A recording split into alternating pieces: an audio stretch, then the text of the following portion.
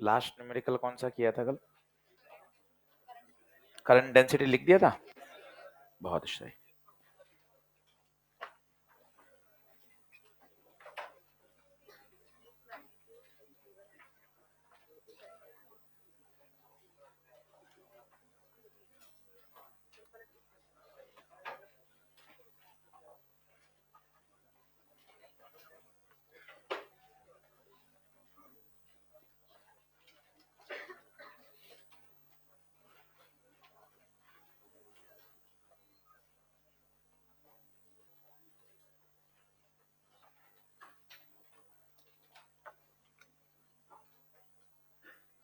पाँच मिनट पढ़ाई कर लें, कल का लेक्चर 5 मिनट में रिवाइज हो जाएगा अगर आप ध्यान से पढ़ेंगे ना।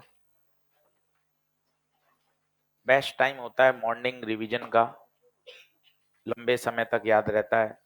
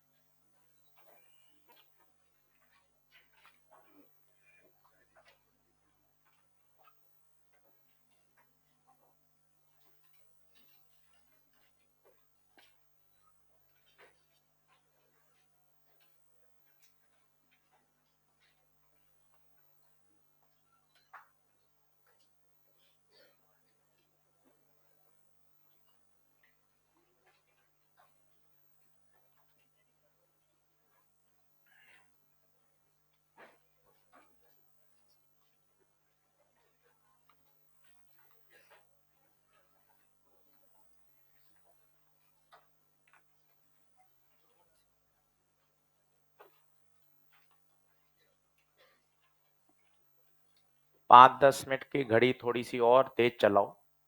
6:35 6:40 का समय रखो पहुंचने का, ताकि डॉट 6:40 से 6:45 के बीच में हम क्लास शुरू कर दें। सब माइंडसेट का गेम है। अगर आप ऐसा मान के चलेंगे टाइम ही 6:30 का है, तो आप उस हिसाब से प्लान करो। रोज अपने हॉस्टल की दूरी चेंज तो होती नहीं है। एक टेंटेटिव आइडिया तो सभी को है कितना समय लगता है। हाँ, कभी ट्रैफिक या कभी बरसात या कभी कुछ, और सुबह तो ट्रैफिक मतलब कम ही है, फिर भी कुछ ऐसा हो तो 1 से 2 दिन पता चल जाता है। तो थोड़ा सा उसको घड़ी को और सही करें।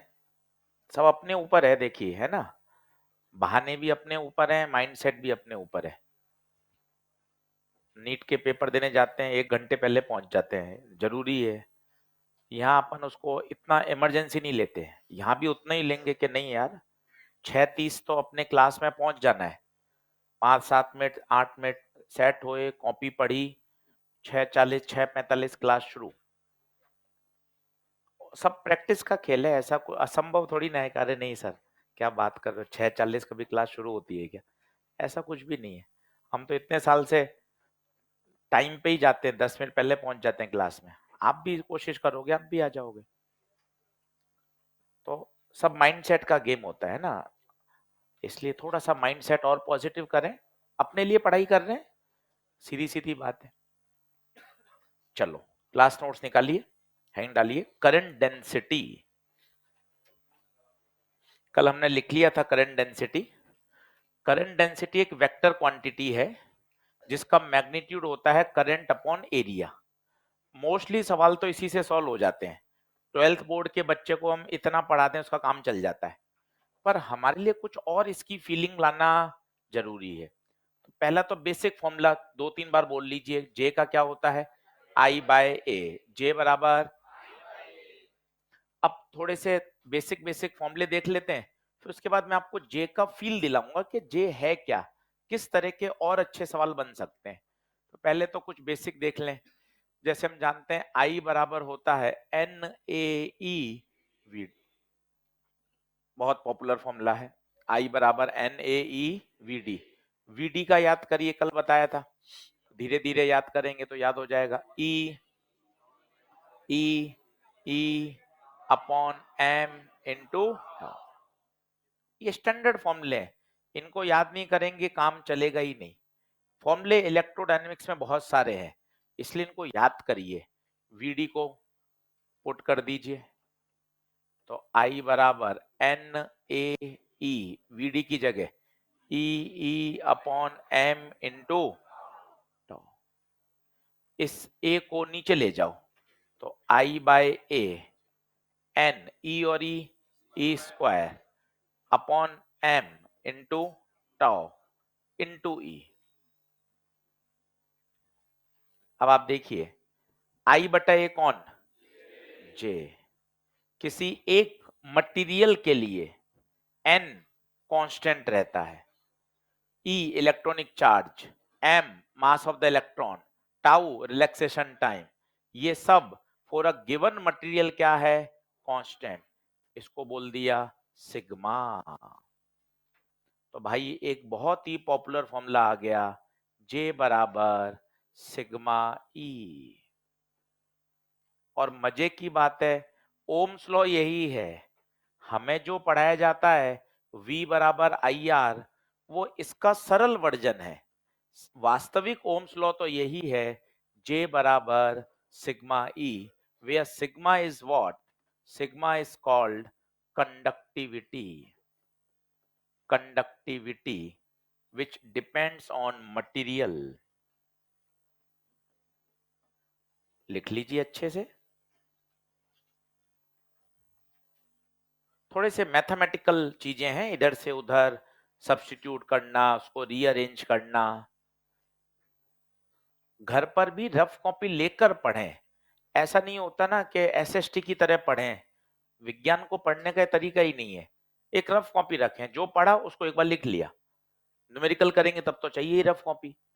ये भी पढ़ें थ्योरी एक बार लिख लिख कर, उससे बहुत मजा आता है। ये 4 बार पढ़ोगे, इससे बढ़िया तो एक बार लिख लिया, जल्दी याद हो जाएगा। थोड़ा सा अंदाज बदलिए, थोड़ा सा तरीका बदलिए, चीजें धीरे धीरे कंट्रोल में आ जाएंगी। ऐसा नहीं है कि कठिन है।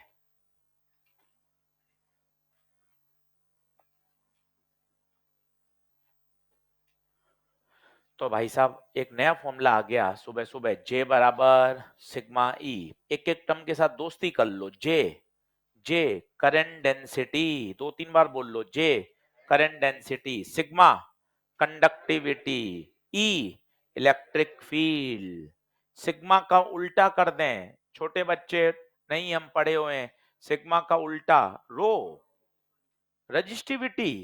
कंडक्टिविटी का उल्टा रजिस्टिविटी, उल्टा कर दीजिए तो ये हो जाएगा m upon N E square tau. मैं नहीं चाहता कि आप सिग्मा भी रटो, रो भी रटो, ऐसा कुछ भी नहीं है। एक आपने ये तरीका पढ़ लिया, आप परीक्षा में खुद ही कर सकते हो। आपको वीडी पता है, आई बटा ए पता है, तो ये बचा हुआ पार्ट हो गया सिग्मा। अब इस अकेले सिग्मा को रटना बड़ा कठिन है। N E square tau by M कौन रटेगा? मत रटना भाई, ये 4 स्टेप समझ, परीक्षा में सिग्मा की जरूरत पड़े, वैसे पड़ती नहीं है, पर मोरलेस सिग्मा ही पूछ लिया उसने फॉर्मूला, 20 सेकंड लगे निकाल लिया। सिग्मा का उल्टा कर दिया, क्या आ गया? रो। तो इनको यहां लिख दीजिए, इनको रटना नहीं चाहिए, बहुत ज्यादा रटने से कोई फायदा नहीं है कि मैं सिग्मा भी रट लूं, रो भी रटूं। यार इससे बढ़िया तो मैं ये 4 स्टेप सीखूंगा ना। ये 4 स्टेप में मुझे वीडी याद है, तुरंत किया सिग्मा आ गया, सिग्मा का उल्टा किया रो आ गया। तो यहां लिख लो, इन्हें रटने की आवश्यकता नहीं है। परीक्षा में बाई चांस सूत्र पूछ लिया, निकाल लिया 2 मिनट में, 2 मिनट भी कहां लगेंगे, उससे जल्दी हो गया।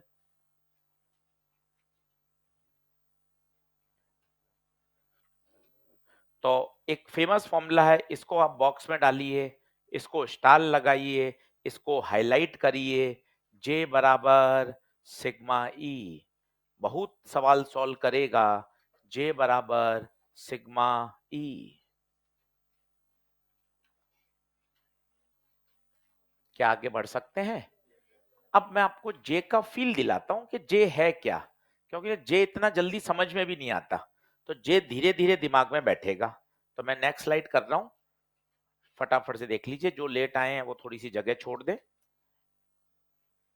एक बार सेट कर लें मामला। चलो अब J का फील लेते हैं ना, बोर्ड पे देखना। उसके लिए मैं आपको ले चलता हूं पहले थोड़ा सा इलेक्ट्रिक फ्लक्स में, वहां से आपको थोड़ा अच्छा समझ में आएगा। सभी लोग बोर्ड पे देखिएगा, यहां समझ लेंगे, वहां मेहनत कम करनी पड़ेगी। जो रिलेशन इलेक्ट्रिक फ्लक्स और इलेक्ट्रिक फील्ड में होता है, वही रिलेशन करंट और करंट डेंसिटी में होता है। बात थोड़ी सी कठिन है, एक बार सुनते हैं। ये आपकी इलेक्ट्रिक लाइंस ऑफ फोर्स हैं, जिसे बोलते हैं इलेक्ट्रिक फील्ड। यहां आपने एक छोटा सा एरिया ले लिया। अब आपको याद है एक टर्म होती थी इलेक्ट्रिक फ्लक्स। क्या होता है फ्लक्स? फ्लक्स का मतलब होता है किसी एरिया में से कितनी नंबर ऑफ लाइंस पास हो रही हैं, उसे बोलते हैं इलेक्ट्रिक फ्लक्स। एरिया वेक्टर आपको पता हो, प्लेन के परपेंडिकुलर और बाहर की तरफ, याद करिए। इसका फ्लक्स बताइए कितना होगा? फाई बराबर ई इंटू ए। और अगर टेढ़ा मेढ़ा कुछ हो, सर मुझे तो टेढ़ा मेढ़ा एरिया में से चाहिए, मान लो मैंने ऐसा रख दिया, तो इसका एरिया वेक्टर कहां जाएगा? ऊपर की तरफ। इलेक्ट्रिक फील्ड कहां है? बाहर की तरफ। अब बताइए एंगल कितना है? थीटा। अब फ्लक्स कैसे निकाला जाएगा?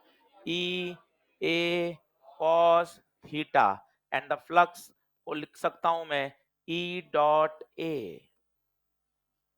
याद करिए, फाई, फाई कौन है? फ्लक्स। मजे की बात है, फाई है स्केलर क्वांटिटी, जबकि इलेक्ट्रिक फील्ड एक वेक्टर क्वांटिटी है। पहले दिमाग में ये बैठाइए एकदम सेटअप। इलेक्ट्रिक फ्लक्स क्या होता है? फ्लक्स का मतलब क्या होता है? किसी गिवन एरिया से कितनी नंबर ऑफ लाइंस पास हो रही हैं। Flow, flow, flow of electric lines. Magnetic flux भी यही होता है, किसी गिवन एरिया से कितनी magnetic lines of force cross कर रही हैं। अगर ऐसा होगा तो मैक्सिमम लाइन पास होंगी, ऐसे होगा कुछ कम होंगी। सोचिए ऐसा हो जाए, कुछ भी नहीं होंगी। सोचो क्यों? क्योंकि इसका एरिया वेक्टर कहां जाएगा? ऊपर। फील्ड कहां है? आगे। Angle 90, cos 90 0। अब सेम आप समझिए, आपको मन खुश हो जाएगा। यही बात मैं आपको यहां समझाता हूं। जो इलेक्ट्रिक फील्ड है उसको मैंने मान लिया करंट डेंसिटी वेक्टर, ये करंट डेंसिटी, और इसके अंदर ले लिया एक छोटा सा एरिया। अब इस एरिया में से कितनी करंट पास होगी? सेम तरीका, I बराबर J इंटू ए। मैक्सिमम करंट पास होगी, मैक्सिमम चार्ज फ्लो करेगा। वापस देखिए, थोड़ा सा फील करना कठिन है। ये कौन बनाया बताओ? Current density vector. जिस प्रकार इलेक्ट्रिक लाइंस का फ्लो है, उसी तरह करंट डेंसिटी का फ्लो है। अब मैंने ले लिया मान लो एरिया ऐसा। अब बताइए इसका एरिया वेक्टर कहां जाएगा? क्या नीचे जाएगा? जे वेक्टर कहां है बच्चे? आगे। ये एंगल कितना है? थीटा। अब बताइए आई कितना होगा? जे ए कॉस थीटा। और इसको वेक्टर फॉर्म में लिखेंगे तो जे डॉट ए बराबर आई। ऐसे समझना कठिन है, इसलिए इसका भाई समझाया। कंपैरिजन करें, मस्त मजा आएगा। फाई स्केलर, करंट भी स्केलर, ई वेक्टर, जे भी वेक्टर, ए और ए तो है ही। उसी प्रकार इलेक्ट्रिक लाइंस का फ्लो इलेक्ट्रिक फ्लक्स कहलाता है, चार्ज का फ्लो करंट कहलाता है, करंट स्केलर है, करंट डेंसिटी वेक्टर है। ये तो था इलेक्ट्रिक फील्ड यूनिफॉर्म। सोचिए अगर इलेक्ट्रिक फील्ड नॉन यूनिफॉर्म हो तो क्या करते थे?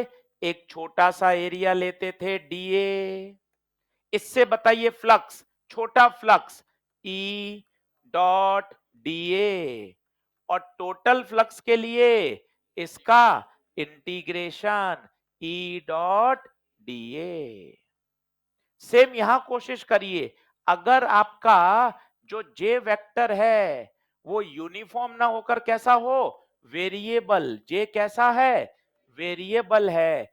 अब करंट निकालने का तरीका, जे डॉट डीए का क्या कर देंगे? इंटीग्रेशन। ए को आप चाहो तो बड़ा लिख दो, सर अपन तो एरिया को बड़ा लिखना चाहते हैं, आप बड़ा लिख दो, कोई दिक्कत नहीं है।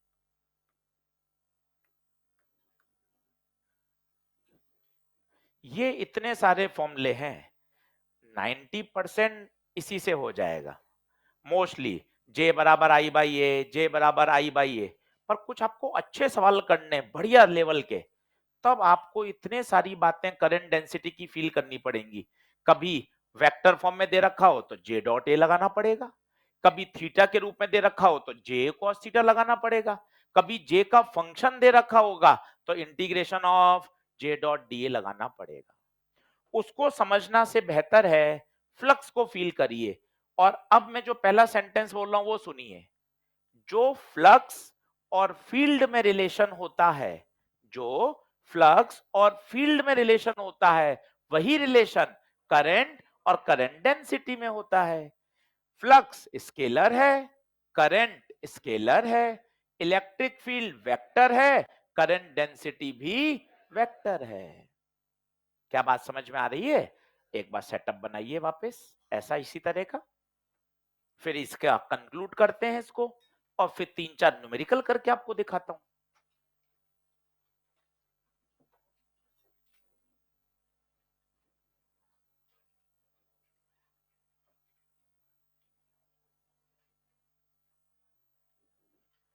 इलेक्ट्रिक फ्लक्स से इसको कनेक्ट करिए, आपको मजा आएगा। और शब्द बोलिए, किसी एरिया से कितनी लाइंस पास हो रही हैं उसे बोलते हैं इलेक्ट्रिक फ्लक्स। उसी तरह से किसी क्रॉस सेक्शन से फ्लो होने वाले चार्ज को, rate of flow of charge को ही करंट कहा जाता है। इलेक्ट्रिक फील्ड वेक्टर है, करंट डेंसिटी वेक्टर है, फ्लक्स स्केलर है, करंट भी स्केलर है। ऐसा कंपेयर करेंगे तो आपको नए फॉर्मूले नहीं याद करने पड़ेंगे, आप परीक्षा में भी बना सकते हैं। इसलिए मैंने आधे पेज पर इलेक्ट्रिक फ्लक्स समझाया है, वहां से सूत्र याद करना, फील करना ज्यादा आसान है।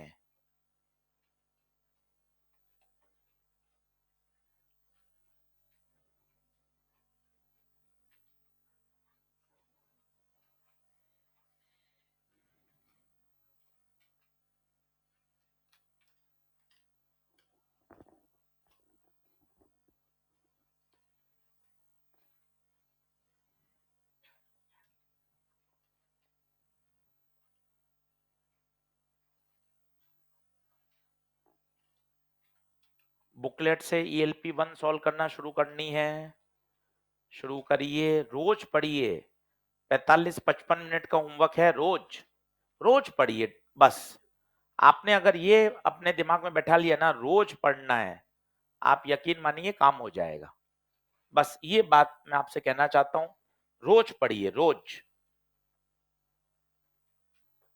कंक्लूजन यही है, हम इतने साल से जो आप हमसे पूछोगे ना यार कि सर एक्सट्रैक्ट क्या है, निचोड़ बता दो। निचोड़ ये है कि भैया डिसिप्लिन, रोज पढ़, ईमानदारी से पढ़, ये सबसे इंपॉर्टेंट है बस। एक दो दिन बहुत अच्छा पढ़ लिया फिर वापस डाउन हो गए, उसमें मजा नहीं है। ये वही दो तरह से होते हैं, एक होता है मोटिवेशन, होता है मोटिवेशन में क्या होता है, मैं आपसे चिल्ला चिल्ला के बात करूं, खूब आपको मोटिवेट कर दूं, मतलब आग लगा दूं, फिर आपको अरे सर बस आज मैं कुछ कर गुजरूंगा, है ना। तो क्या है, घर जाके आप आज बहुत पढ़ लेंगे 8 घंटे 10 घंटे, पर पता है मोटिवेशन का जो ग्राफ होता है ना भाई, ऐसे स्पार्क करता है, खट एकदम ऊपर जाता है, फिर वापस अगले 2-3 दिन में डाई आउट हो जाता है, खत्म, वापस आप वहीं आ जाते हैं। मुझे ऐसा नहीं लगता ना मैं ऐसा भविष्य में भी कर पाऊंगा कि मतलब चिल्ला चिल्ला के एकदम आपको मोटिवेट कर दूं। तरीका अलग अलग होता है, मुझे ज्यादा बेहतर लगता है कि यार discipline, self discipline, self discipline से जो मोटिवेशन आता है ना वो अलग ही लेवल का है। रोज पढ़िए, रोज अपने टारगेट बनाइए, उनको अचीव करिए, अपने आप काम होगा।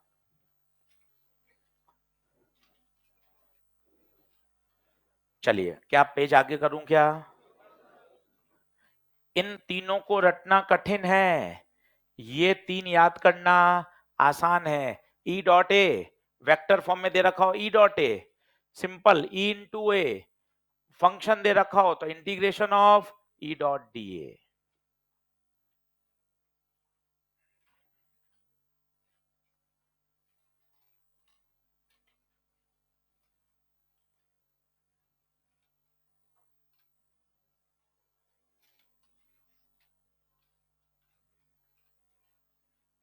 थोड़ा तेज लिखा करो भाई,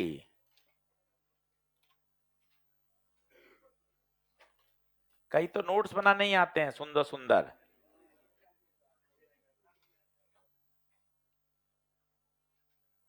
और इसलिए हम भी नोट्स हर साल चेंज करते रहते हैं। मजे की बात है, आप लास्ट ईयर की नोट्स उठा के देख लो, ये वाला कंपैरिजन मिलेगा ही नहीं। मजे की बात तो यही है ना, हर साल बदल देता हूं मैं, मुझे पता है ना कि अगर आपने वही मोनोटोनस से पढ़ाते रहे, नाम बनाकर रखना भी तो इम्पोर्टेंट है भाई, ये भी तो जरूरी है। तो आप सवाल भी बदलना पड़ते हैं, कंटेंट भी बदलना पड़ता है, तो हमें तो कंटेंट का कीड़ा है। आप पिछले साल के नोट्स उठा के देख लो, स्लाइड ही नहीं मिलेगी आपको जिसमें करंट डेंसिटी के साथ कंपैरिजन करा है, मतलब यूं खटाखट पूरा ही बदल देते हैं ताकि वो, अरे यार इस साल के लेने चाहिए, वो ज्यादा बेहतर है। चलिए, तो बताइए क्या ये बात ओके है क्या? नीचे लिखिए नॉलेज क्लाउड, नॉलेज क्लाउड। अब करंट डेंसिटी के बारे में क्या क्या तुझे एकदम टिप्स पर याद होना चाहिए वो बताता हूं। नॉलेज क्लाउड, चल भाई अब ध्यान से देख, सब भूल जा, पिछली एक स्लाइड सिर्फ फील लेने की थी। अब मुझे सर परीक्षा में क्या चाहिए, सीधे फॉर्मूले बताओ। चलो मैं आपको बताता हूं। सबसे पहला, बिल्कुल करंट डेंसिटी का बच्चों वाला फॉर्मूला, जे बराबर आई बाई ए। मोस्टली सवाल 90% आपके इससे निपट जाएंगे, जे बराबर आई बाई ए, यूनिट चिल्ला दो, unit ampere per metre square. छोटा सवाल, जे स्केलर या वेक्टर, वेक्टर। 90% सवाल तो आपने इससे निपटा दिए। फिर जे निकालने के तीन जुगाड़, जे निकालने के तीन तरीके, तीन जुगाड़। पहला, अगर वैल्यू दे रखी है, जे बटा ए लगा, जे बराबर आई बटा ए लगा। वेक्टर फॉर्म में दे रखा है तो आई बराबर जे डॉट ए लगा, या जे ए कॉस थीटा लगा। और अगर फंक्शन दे रखा है तो integration of J dot D ए लगा। ये जे निकालने के तीन तरीके, आई और जे में रिलेशन। तीसरा, ओम्स लॉ का माइक्रोस्कोपिक व्यू, जे बराबर सिग्मा ई, वेक्टर फॉर्म में लिख दिया, जे बराबर सिग्मा ई। ये कंक्लूजन आ गया पिछले 15 मिनट का। और सोचिए जे वेक्टर क्वांटिटी है तो जे की कोई ना कोई तो दिशा रही होगी। जैसे अपन अभी सर्कुलर मोशन पढ़ रहे हैं, सिकंदर सर बता रहे हैं ओमेगा की दिशा, तो वो बताते हैं कि ओमेगा दिशा हमेशा एक्सिस ऑफ रोटेशन के अलोंग होती है, इसलिए उसे बोलते हैं एक्सियल वेक्टर। फिर बताते हैं अल्फा की दिशा, अगर अल्फा ओमेगा के अलोंग हो गया तो उसको बढ़ा देगा, अल्फा ओमेगा के अपोजिट हो गया तो उसके ओमेगा को क्या कर देगा, कम। Alpha is a axial vector. उसी तरह जे की दिशा, यहां से एक बार तुक्का मारिए, खुद सोचिए जे की दिशा, सिग्मा तो कांस्टेंट है, तो जे की दिशा किसको फॉलो करेगी, ई की दिशा को। तो कितना अच्छा पॉइंट मिल गया, direction of J is same as that of E. कितना अच्छा पॉइंट है, ये भी लिख लीजिए। पहले बराबर आइए धमाधम।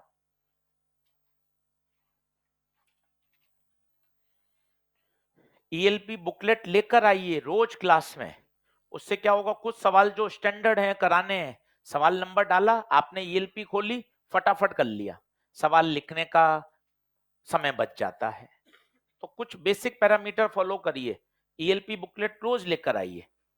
भाई 2-3 सवाल ईएलपी के अच्छे अच्छे सवाल करने हैं, सवाल नंबर डाला, पेज नंबर डाला, कॉपी में कर लिया। ये थोड़ा सा अपन को परिवर्तन करना पड़ेगा। चलो आगे बढ़े क्या, नीचे नोट लगा के लिखो, the direction of J vector, J के ऊपर वेक्टर का साइन लगाना, direction of J vector is same as that of E vector, as that of E vector। बोलिए क्लियर है क्या। चलिए जैसे कुछ सवाल करके दिखाता हूं आपको छोटे छोटे। मैंने आपको जे वेक्टर दे दिया 2i माइनस 3j प्लस के, एरिया वेक्टर दे दिया i plus J plus 2k, और आपसे पूछी करंट बताओ। करिए। मैंने एक क्रॉस सेक्शन है,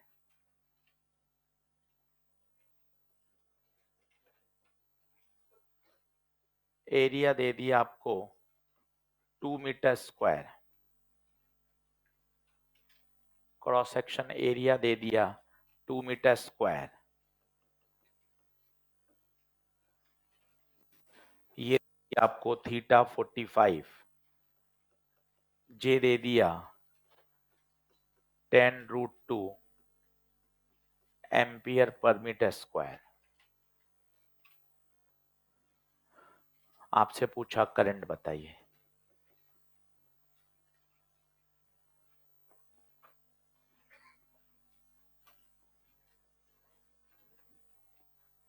फिर जे का एक फंक्शन दे दिया अल्फा आर,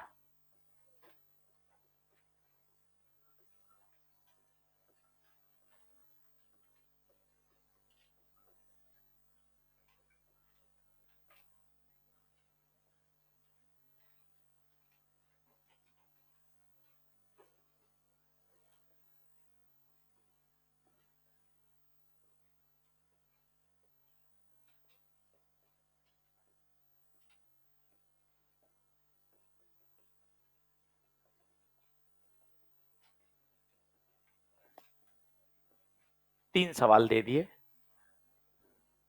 तीनों वैरायटी के सवाल एक साथ लिख दिए। पहला सबसे आसान, दूसरा थोड़ा सोचने का, तीसरे में इंटीग्रेशन करना है, वो जेई मेन में आया हुआ है।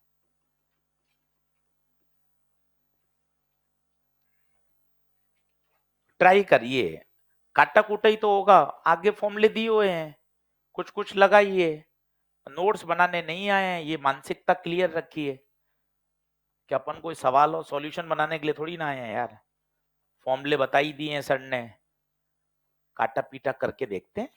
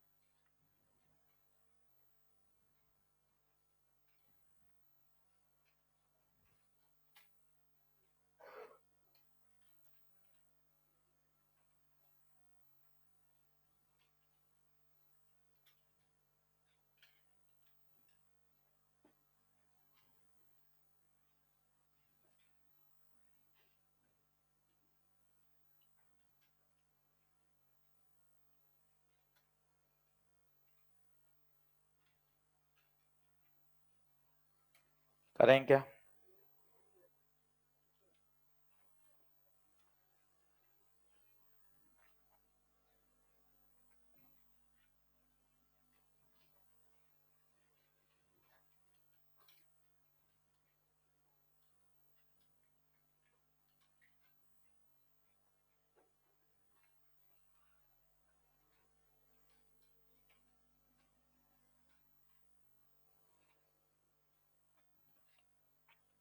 आओ देखो, पहला आसान, बोलो फॉर्मूला बोलो।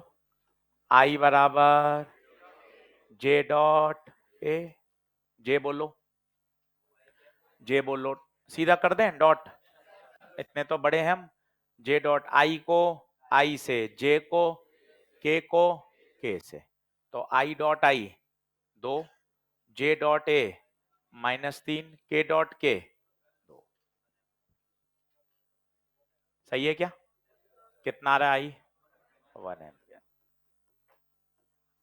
पहले का आंसर आ गया भाइयों। फॉर्मूला, फॉर्मूला, बिना फॉर्मूले काम नहीं चलेगा, जे डॉट ए।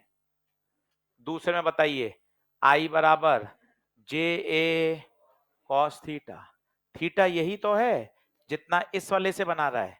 ये देखो आप ओरिजिनल चित्र में चलो, ये देखिए, अगर आप इसका ये वाला वेक्टर कंपोनेंट करेंगे तो ए का ये वाला कंपोनेंट कितना होता है, ए कॉस थीटा।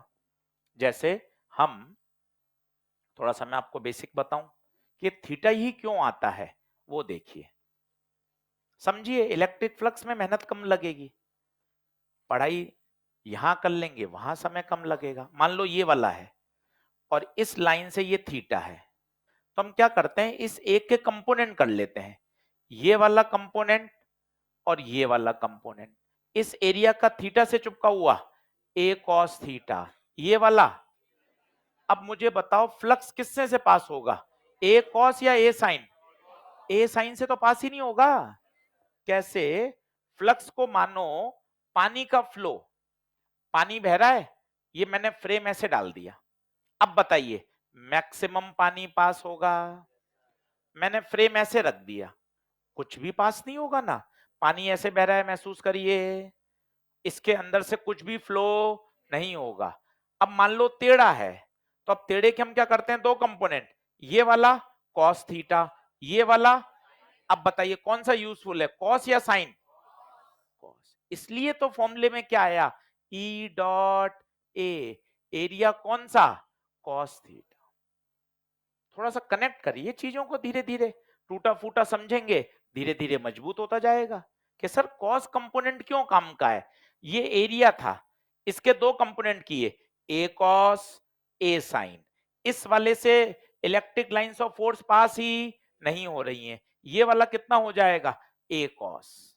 तो बताइए काम का कौन सा वाला है, कॉस थीटा। काम का कौन सा है, कॉस थीटा। तो बताइए आई, जे दे रखा है कितना, 10√2, एरिया इसका दे रखा है कितना, 2, थीटा बताइए, बताइए करंट कितनी, 10√2 इंटू 2 कॉस 45। बताओ क्या मामला सेट है, आराम से कर लीजिए। तो दो तो थे, आसान सवाल थे। तीसरे में है इंटीग्रेशन। इंटीग्रेशन एकदम से नहीं चमकता, धीरे धीरे धीरे धीरे क्वेश्चन प्रैक्टिस करते हैं तो चमकता है। पहली बात आशीष सर, इंटीग्रेशन क्यों लगाएंगे, उसकी फील लाइए। क्योंकि जो जे है वो आर पे डिपेंड कर रहा है, आर है सेंटर से दूरी। जैसे जैसे सेंटर से दूर जाते जाएंगे, जे क्या होता जाएगा, चेंज। तो जे वेरिएबल है या कांस्टेंट है, वेरिएबल है। पहले ये फील लाओ कि सर आपको कैसे पता चलेगा इंटीग्रेशन, इन दो में तो आपने नहीं लगाया। तो आपको ये बात धीरे धीरे डेवलप होगी दिमाग में। जे का फंक्शन दे रखा है, फंक्शन दे रखा है, फंक्शन का क्या मतलब होता है सर, जैसे जैसे आर बदलेगा वैसे वैसे जे भी बदलेगा। इसलिए हमें यहां पर क्या करना पड़ेगा, इंटीग्रेशन। आपको पूछा है इस पूरे वायर में फ्लो होने वाली क्या बताइए, करंट। अब कैसे करते हैं वो देखते हैं धीरे धीरे। ये मैंने सिलेंडर बनाया, इस सिलेंडर की रेडियस बड़ा आर, आर दूरी पर मैंने एक रिंग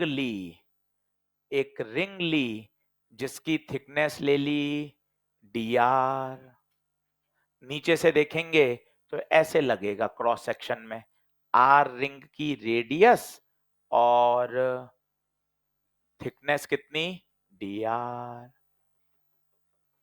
कहां से देखने पर, यहां से आप देखेंगे या ऊपर से देखेंगे तो एक रिंग दिखेगी और रिंग की क्या मान ली आपने, थिकनेस।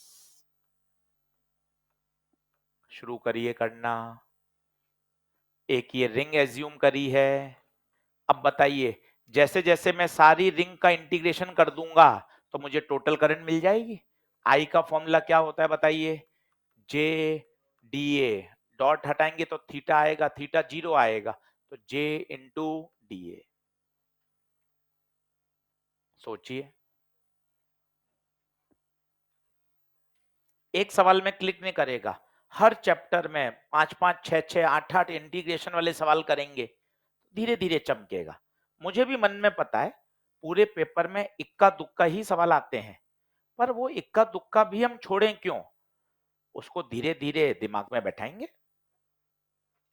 ये जे का फंक्शन है। पहली तो अप्रोच ये है कि आशीष सर आपको इंटीग्रेशन क्यों चमका, वो इंटीग्रेशन चमकने का कारण बताइए। जे वेरिएबल है। अब सर डीए कैसे लिखें, डीए, कई बच्चे सोचते हैं सर एरिया तो पाई आर स्क्वायर होगा। नहीं भाई, हम लगा रहे हैं इस छोटे से एलिमेंट का एरिया, इस रिंग का एरिया। पता है क्या होगा, सरकमफ्रेंस इनटू थिकनेस। जो डीए होगा वो क्या होगा बच्चों, डीए, सोच के देखिए, circumference into thickness 2 pi R D R. Sir कौन से एरिया की बात कर रहे हो, ये शेडेड, ये शेडेड। सर समझ नहीं आया इसका एरिया ये कौन सा होता है। कुछ मत करो, कैंची से इसको काट दो, कैंची से इसको काट दो और पकड़ के सीधा कर दो, तो बताओ उसकी लंबाई कितनी बनेगी, 2 पाई आर। चौड़ाई कितनी है, डी आर। क्या एरिया होगा, लंबाई गुणा चौड़ाई, 2 pi R comma D R. Sir मैं तो पाई आर स्क्वायर सोच रहा हूं, सही सोच रहा है, पर वो सर्कल का एरिया बोल दिया भाई तूने, मुझे चाहिए इस शेडेड का एरिया। क्यों, सर्कल का एरिया लिखने में क्या शर्म है सर, लिख दो ना पाई आर स्क्वायर। नहीं भाई, पाई आर स्क्वायर लिखने में तो क्या होगा, ये पूरा एरिया आ जाएगा, जबकि तो आर लगातार बदल रहा है तो जे भी लगातार बदलेगा, जे यूनिफॉर्म नहीं है, तो केवल ये छोटा सा एरिया लेना पड़ेगा और उसमें फिर क्या करना पड़ेगा, इंटीग्रेशन। आज पहली बार सुना है इसलिए बाउंस मार रहा है, 3-4 बार सुनेंगे, इसी तरह के प्रश्न करेंगे, धीरे धीरे ये समझ में आने लग जाएगा। एरिया पाई आर स्क्वायर नहीं, रिंग का एरिया होगा सरकमफेरेंस इनटू थिकनेस। कैंची से काटिए, सीधा करिए, तो लंबाई खुलेगी 2 पाई आर, चौड़ाई खुलेगी डी आर, तो एरिया लंबाई गुणा चौड़ाई, 2 पाई आर डी आर। बस अब तो खत्म। जे का फंक्शन रख दीजिए, क्या है, जे का फंक्शन रख दीजिए, क्या था, alpha R into 2 pi R D R. बताइए इंटीग्रेशन कहां से कहां करेंगे, कहां से कहां, आर सेंटर से स्टार्ट होते कहां तक जाएगा, कैपिटल आर तक, जीरो से लेकर कैपिटल आर। टोटल करंट पूछिए पूरे सिलेंडर में, पूरे सिलेंडर में टोटल करंट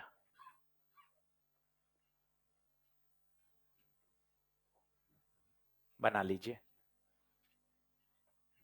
अब ये मैथ्स का सवाल हो गया, क्या करें, अल्फा कांस्टेंट, 2 पाई कांस्टेंट, अंदर बचेगा आर स्क्वायर डी आर, तो ये बचा अल्फा 2 पाई, आर स्क्वायर का इंटीग्रेशन बोलो, आर क्यूब बाय 3। इंटीग्रेशन करने के बाद स्टेप आता है लिमिट पुट करने का। लिमिट कैसे, upper limit minus lower limit. Answer आएगा मेरे हिसाब से 2 pi alpha R cube by, check करो भाइयों, आज तक नीट में नहीं आया है मुझे पता है, जेई मेन में आया हुआ है, पर हमें सवाल हर तरह के करने हैं। ऐसा नहीं होता कि केवल पीवाईक्यू करने से काम चल जाता है, नहीं भाई, आपको हर वैरायटी का सवाल करना है, हर वैरायटी का, तब अपन को धीरे धीरे क्लैरिटी आएगी। यहां सबसे फेमस है जो आपको रेड लाइन से ऊपर लिखना चाहिए, DA, 2 pi R D are. ये पूरे फिजिक्स में काम आएगा, चाहे रोटेशनल मोशन में इंटीग्रेशन कराएंगे सर, चाहे आप इलेक्ट्रो में करोगे, चाहे मैग्नेट में करोगे, कभी भी मुझे डीए लिखना है। आज हमने 5-6 बार समझा, अब अगली बार से सीधा लिखेंगे DA, 2 pi R D are, 2 pi R D are. कहां पर? अच्छा, इधर लेफ्ट हैंड साइड में।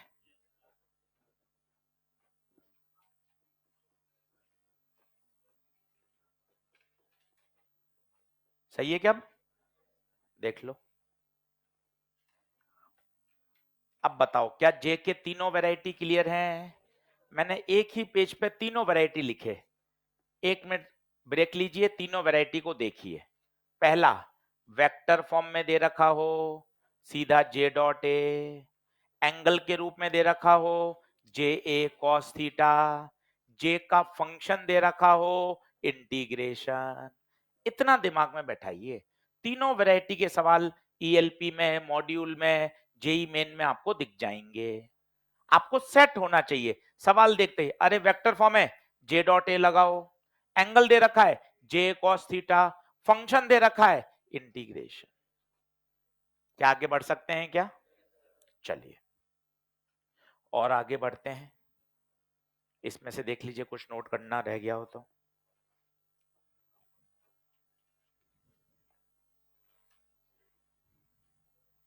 लिखे नीचे, ओम्स लॉ,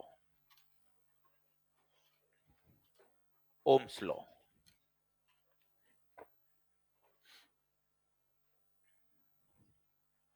चलो सब लोग बोर्ड पे देखना। अब सर हमें तो याद है V बराबर आई आर, आप कह रहे हो नहीं यार V बराबर आई आर नहीं होता, J बराबर क्या होता है, सिग्मा ही। देख लेते हैं, पेन पेंसिल छोड़िए, बहुत सारे फॉर्मूले की बरसात होगी, उसको देखिए। अभी पढ़ा हमने J बराबर सिग्मा ई, सभी लोग अब बोर्ड पे देखते जाना, सिस्टमेटिक, कोई भी एक फॉर्मूला गायब हो जाएगा, प्रश्न समझ में नहीं आएगा। कल बताया था, वापस सिखाता हूं। एक कंडक्टर है, ये आपने बैटरी लगाई, बैटरी का पोटेंशियल डिफरेंस V, बैटरी लगाते ही इलेक्ट्रिक फील्ड आई, कंडक्टर की लंबाई L, V बराबर E इंटू L। छोटे छोटे फॉर्मूले याद करिए, केवल ये मत रटिए, इसके आते ही पिक्चर ये आनी चाहिए, वायर, पोटेंशियल डिफरेंस लगाया, इलेक्ट्रिक फील्ड आई, वायर की लंबाई L, इन तीनों का रिलेशन। अच्छी किताब तो ये लिखते हैं, डेल्टा V बराबर EL, पोटेंशियल नहीं लगाते, पोटेंशियल डिफरेंस लगाते हैं। अच्छे शब्द बोलिए, डेल्टा V बराबर E इंटू एल। ठीक बात है सर। अब इसको मैं थोड़ा काटा कूटा कर रहा हूं, J की जगह बोलो I बटे A, सिग्मा की जगह बोलो 1/ρ, कंडक्टिविटी का उल्टा रेजिस्टिविटी, चलते जाना। ई की जगह बोलो, ई की जगह डेल्टा V बाय, एकदम अलर्ट होके काम करना, मजा आ जाएगा। डेल्टा V को यहीं रखिए, V बड़ा बनाइए ताकि अच्छा लगे, पोटेंशियल डिफरेंस, इनको वहां भेजिए। I बटे A तो है ही, रो L वहां चला गया। अब इसको लिखिए डेल्टा V बराबर रो L बटे A इंटू आई, ये कौन है, R। तो ये आपका फॉर्मूला आ गया, डेल्टा V बराबर आई आर। आर कौन है, आर रजिस्टेंस, 10वीं कक्षा से पढ़ रहे हैं, रो एल बटे ए, रो एल बटे ए। V बराबर आई आर चल रहा है सालों से साल, पर वो V नहीं है, डेल्टा V है।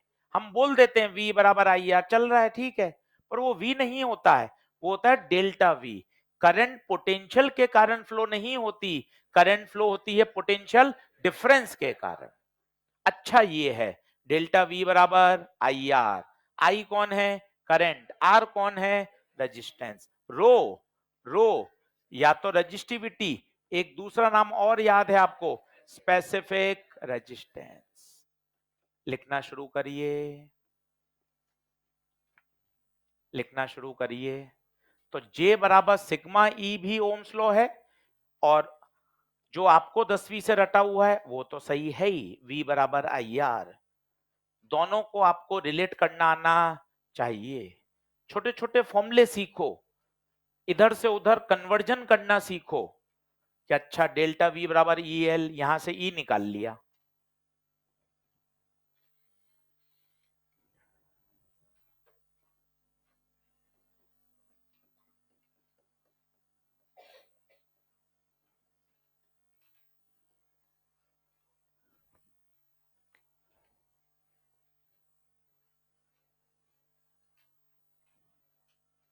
अब यहां बहुत पॉपुलर और बहुत सरल सवाल बनते हैं स्ट्रेचिंग वाले। अभी आधा घंटे वो ही करेंगे। लंबाई को 5% बढ़ा दिया, वायर को खींच के दुगना लंबाई का कर दिया, वायर की लंबाई को 1% बढ़ा दिया। ये सारे सवाल खूब बनते हैं और बहुत आसान। अभी धीरे धीरे सारे मैं आपको करके दिखाऊंगा।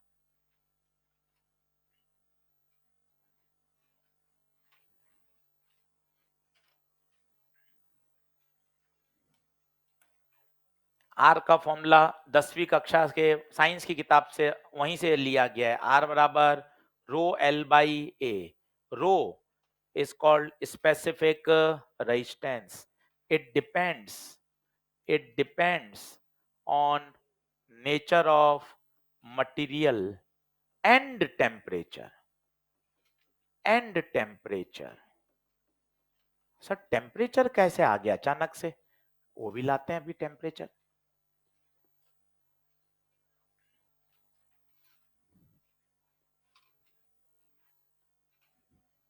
आसान चैप्टर है, मतलब क्योंकि ना इसमें नयापन नहीं है ना। आपको करंट दिमाग में बैठी हुई है, रेजिस्टेंस सुना सुनाया है, पोटेंशियल डिफरेंस, इलेक्ट्रिक फील्ड, तो आपको कोई रॉकेट नहीं, साइंस नहीं लगता। और क्वेश्चन करोगे आराम से बन जाते हैं। पुराने पेपर देखोगे तो 6 सवाल आए हुए हैं करंट कैपेसिटर के, तो बहुत रिलैक्स मूड में सॉल्व हो जाता है कि हाँ सर अपने आराम से मैनेज हो जाएगा। क्या आगे बढ़ूं क्या? फॉर्मूला बोल लीजिए। आर बराबर rho L by A. R बराबर रो एल बाई ए। बोलिए ठीक है क्या? चलिए आगे बढ़ते हैं। अब बात टेम्परेचर की आ गई अचानक से, तो एक बार पुरानी स्लाइड पे चलते हैं। आप पन्ने पलट कर आइए इस वाले पेज पर, पहला पेज आज का। टेम्परेचर की बात आ गई अचानक से, तो वो भी सुन लेते हैं।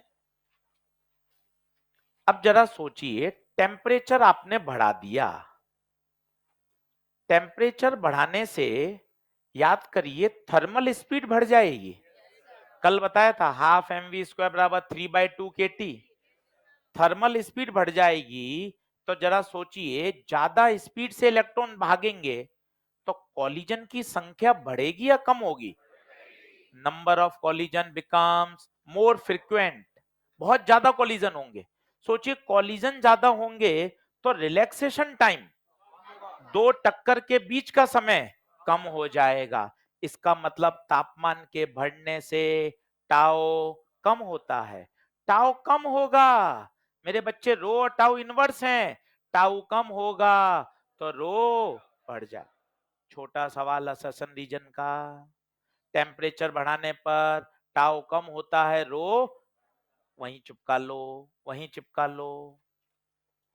टेम्परेचर बढ़ाने पर टाउ कम होता है, रो बढ़ जाता है। ये एक छोटा सवाल। रो दो ही बातों पर निर्भर करता है। वायर किसका है? कॉपर का है, एल्यूमिनियम का है, सिल्वर का है। 9-10 से जनरल नॉलेज में पढ़ रहे हैं, best conductor of electricity silver. Silver सबसे अच्छा होता है, उसके बाद कॉपर। घरों में ये जो भी वायर हैं, अगर कभी आपने इसको अंदर से देखा हो छील कर, तो अंदर क्या है, कॉपर, कॉपर, और उसके नीचे जाता है एल्यूमिनियम। हमारे बाहर जो पोल्स हैं जिससे लाइट का, इलेक्ट्रिसिटी का ट्रांसमिशन हो रहा है, वो वायर किसके हैं, एल्यूमिनियम के। कॉपर लगाते थे पहले, कॉपर एक तो महंगा आता है, लोग चोरी करके भी ले जाते हैं, सही बात है। तो घरों में तो चोरी नहीं होती, खुद के घर में आप क्या ही चोरी करोगे, है ना, हमने ही खरीद के लगाए। तो घरों में तो कॉपर यूज हो रहा है, पर बाहर देखिए क्या है यूज हो रहा है, एल्यूमिनियम। तो टॉप पे कौन है, सिल्वर, सिल्वर के बाद कॉपर, फिर बाकी दूसरे मेटल। तो रो दो बातों पे डिपेंड करता है, पहला नेचर ऑफ मटेरियल और दूसरा टेम्परेचर। ठीक है साहब, ये सारी बात समझ में आ गई। आगे बढ़ते हैं, लिखिए लिखिए, स्ट्रेचिंग बेस क्वेश्चन।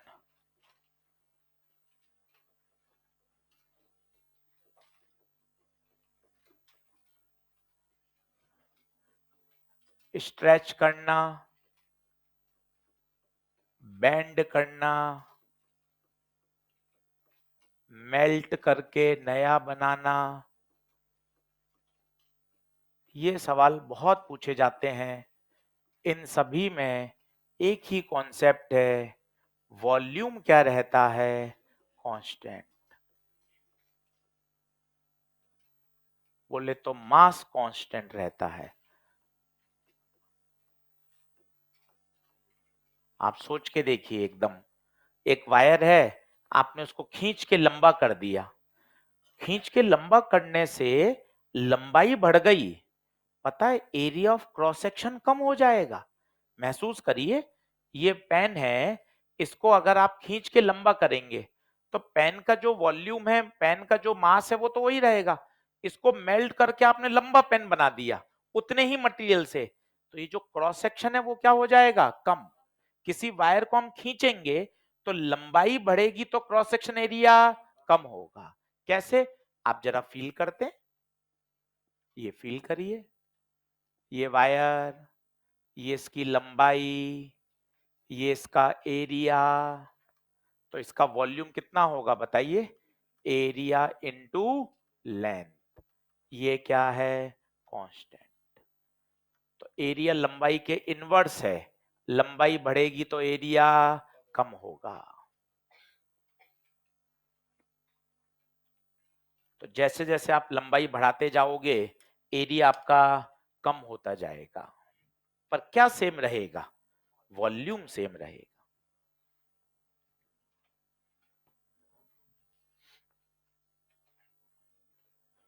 अब सवालों की ट्रिक समझिए, तरीका समझिए। अगर रो एल बाई ए बच्चा लगाता है तो रो एल बाई ए लगाने में क्या दिक्कत है, उसको दो बातें सोचनी पड़ती हैं। क्या दो बातें सोचनी पड़ेंगी, यार खींचूंगा तो लंबाई भी बदलेगी और एरिया बदलेगा, सवाल थोड़ा सा लंबा हो जाता है। हम क्या जुगाड़ सिखाते हैं किताबों में, यार इसी को ऐसा लिख दो, लंबाई से गुणा किया, लंबाई से भाग दिया। बताइए तो आर बराबर क्या हो जाएगा, रो एल स्क्वायर बटे एरिया इंटू लेंथ, वॉल्यूम। अब बताइए अगर आप स्ट्रेच करोगे तो क्या वॉल्यूम कांस्टेंट रहेगा, क्या वायर का मटेरियल बदल जाएगा क्या, तो सीधा आर इज प्रोपोर्शनल टू, सीधा लगाइए, मस्त। लंबाई दुगनी, तो बताइए रेजिस्टेंस चार गुना, सीधा लगेगा।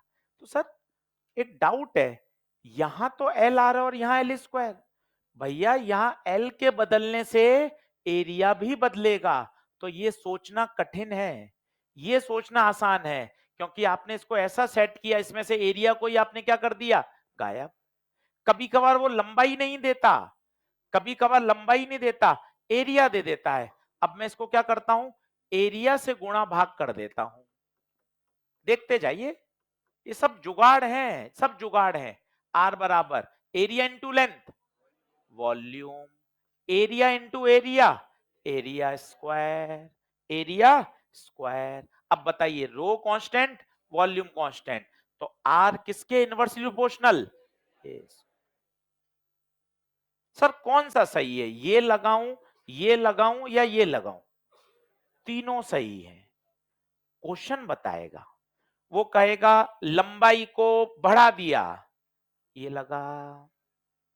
एरिया को चेंज कर दिया, ये लगाओ। लंबाई भी बढ़ाई और एरिया भी बढ़ाया, चेंज किया, दोनों आ जाएं तो रो एल बाई ए लगाओ। क्या बात समझ में आ रही है?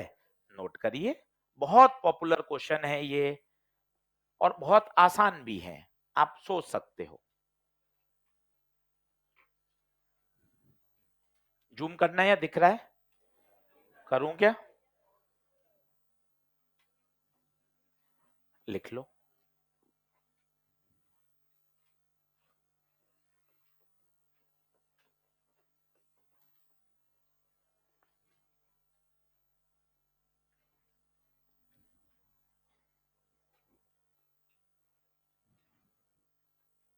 मतलब भर भर के सवाल हैं। 5% बढ़ा दिया, 0.1% बढ़ा दिया, 100% बढ़ा दिया, दुगना कर दिया, n गुना कर दिया। एक बार डर हटाना है बस। डर हटाते ही आपको ये सवाल लगेगा, अरे सर मैं चलते फिरते सॉल्व कर लूंगा। मैं आपको सारे करके दिखाता हूं अभी धीरे धीरे। पर आप पहले क्लियरिटी लाओ कि ये कब लगाने हैं। जब वायर को क्या कर दिया जाए, स्ट्रेच।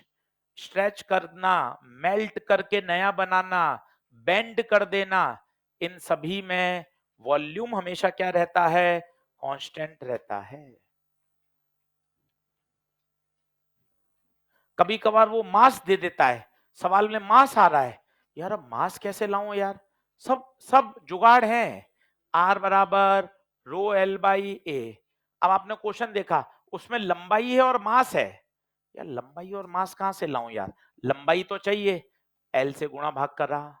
अब देखते जाना, rho L square, area into length, volume. अब वॉल्यूम को हटाया, बोलो वॉल्यूम को कैसे हटाएंगे, डेंसिटी बराबर मास अपॉन वॉल्यूम, तो वॉल्यूम बराबर मास अपॉन डेंसिटी। तो आर का फॉर्मूला आ गया, रो एल स्क्वायर डेंसिटी बटे मास। अब आप खुद सोचिए, वायर को खींचा, मास वही रहेगा, मास वही रहेगा, डेंसिटी भी वही रहेगी, स्पेसिफिक रेजिस्टेंस भी, तो R is proportional to L square, वही आ गया। तो कभी मास के रूप में चाहिए तो अपन को मास भी दिखना आना चाहिए। ये सब काम के फॉर्मूले हैं, जितना तरीके से रफ कॉपी में लिखकर याद कर लोगे उतना मजा आ जाएगा। सब पे सवाल करके दिखाता हूं आपको खूब सारे।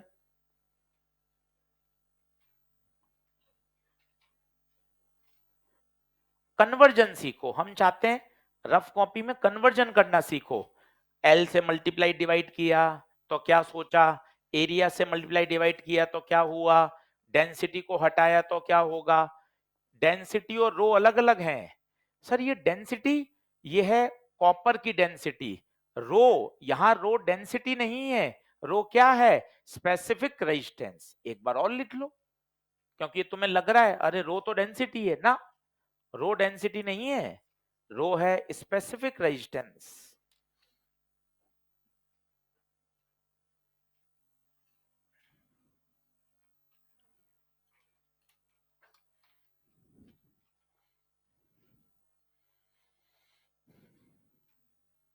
क्या आगे बढ़े हैं,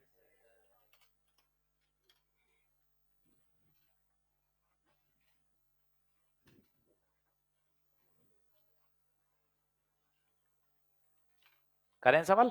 चलो अब 4-5 सवाल मैं आपको करके दिखाता हूं एक ही क्वेश्चन में।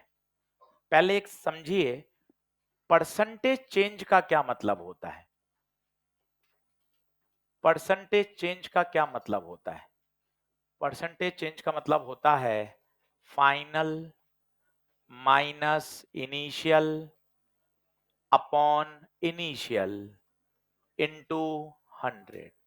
ये ऐसी बातें हैं जो पूरी फिजिक्स में काम आती हैं, कि कभी भी आपको बोले परसेंटेज चेंज बताओ तो आपको सीधा याद होना चाहिए final minus initial upon initial. जैसे मैं बोल लूं परसेंटेज चेंज इन रेजिस्टेंस बताओ, तो आपको सीधा क्लिक करना चाहिए क्या, final resistance minus initial resistance upon initial resistance into 100. This is called percentage change. ये बहुत कॉमन बातें हैं, हर चैप्टर में हमेशा तैयार होनी चाहिए. कोई भी पूछे percentage change, final minus initial upon initial into 100.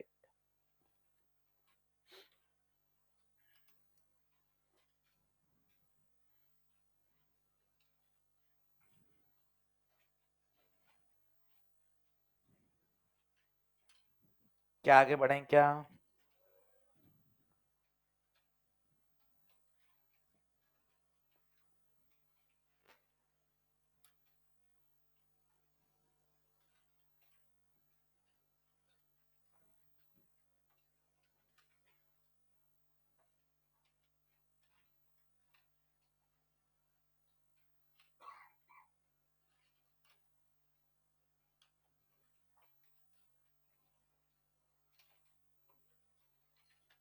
चलो चलो, अब एक प्रश्न कर रहे हैं, बहुत ही स्टैंडर्ड सवाल है और उससे कितने ही सवाल आपके सॉल्व हो जाएंगे. तो स्टैंडर्ड क्वेश्चन है, आना ही चाहिए. एक वायर है जिसका रेजिस्टेंस है आर, उसको आपने स्ट्रेच किया और उसकी लेंथ को डबल कर दिया. दूसरा पार्ट, लेंथ को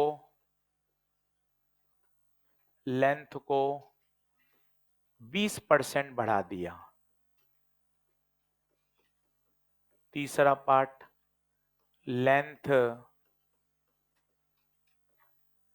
5% या 3% बढ़ा दिया. चौथा पार्ट, लेंथ को 100% बढ़ा दिया.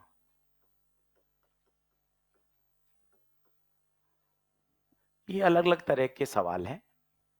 अब इनको आपको डील करना आना चाहिए. ऐसे सवाल आपको भर भर के ईएलपी मॉड्यूल पीवाईक्यू में मिलेंगे. अब इनका आप सेटअप समझ लो. पूछा क्या होता है, कभी कभार पूछता है नया रेजिस्टेंस बताओ, कभी कभार पूछता है परसेंटेज चेंज इन रेजिस्टेंस बताओ. एक बार दिमाग में बैठा लीजिए और फिर इनके साथ आराम से कंफर्टेबल रहिए, कभी परेशानी नहीं होगी. और लिख लीजिए, लंबाई को n गुना कर दिया.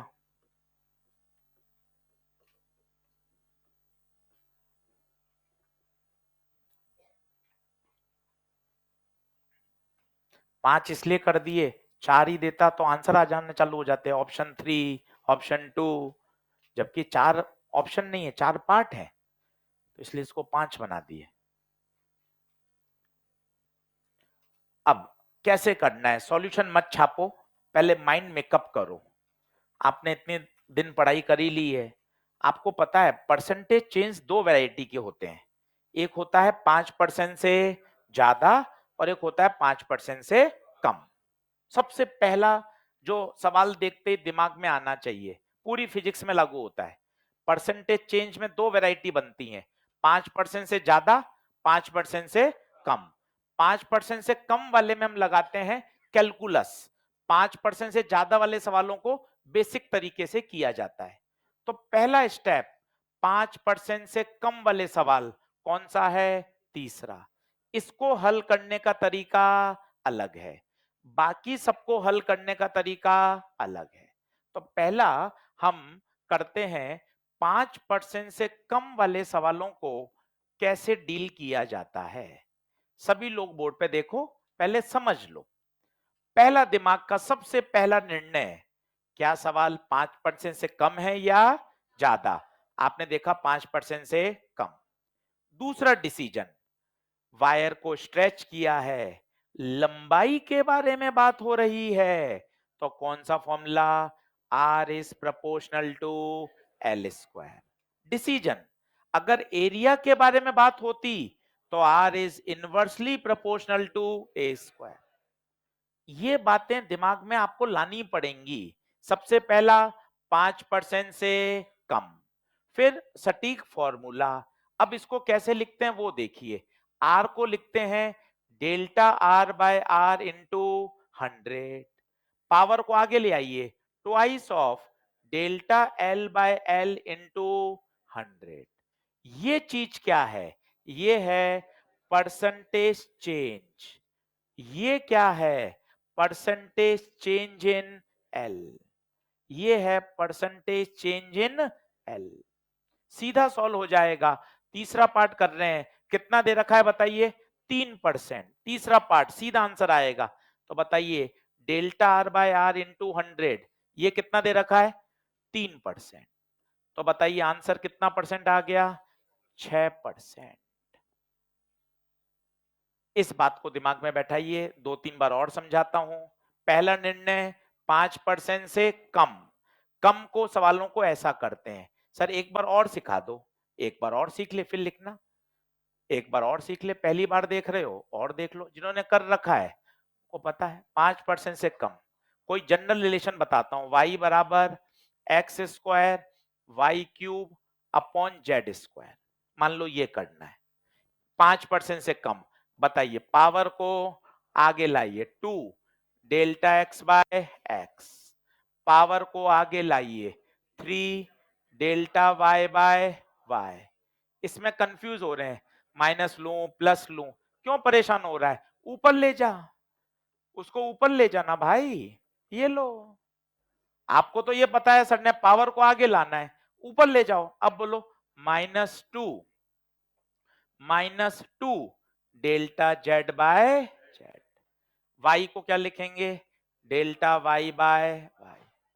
एक बार बैठा लीजिए, नहीं आता कोई टेंशन नहीं, आज समझ लीजिए, अगली बार ये समय बचना चाहिए, हम सीधा लिख पाए। 100 से गुणा कर दिया, delta Y by Y into 100, 2 delta X by X into 100, 3 delta Y by Y into 100, 2 delta Z by Z into 100। अब इनको पढ़ना सीखिए। ये क्या है? ये पूरा है परसेंटेज चेंज इन वाई। ये क्या है? परसेंटेज चेंज इन एक्स। क्या बात समझ में आ रही है? एक बार नोट लगा के लिखिए, पहले ये बात लिख लें, ज्यादा अच्छा है, ये स्टैंडर्ड ही है, हर जगह पूरे चैप्टर में काम आएगा, पूरी फिजिक्स में काम आएगा। तो दिमाग में सेट करिए 5% से कम वाले सवालों को हैंडल करने का तरीका। कंफ्यूजन हुआ कि सर नीचे वाली पावर का क्या करो? भाई उसको ऊपर ले जा। कंफ्यूजन पैदा करने वाले हम ही तो होते हैं, आधी अधूरी जानकारी रखते हैं, परेशान हो जाते हैं। उसको अच्छे से करो, ऊपर ले जाओ उसको।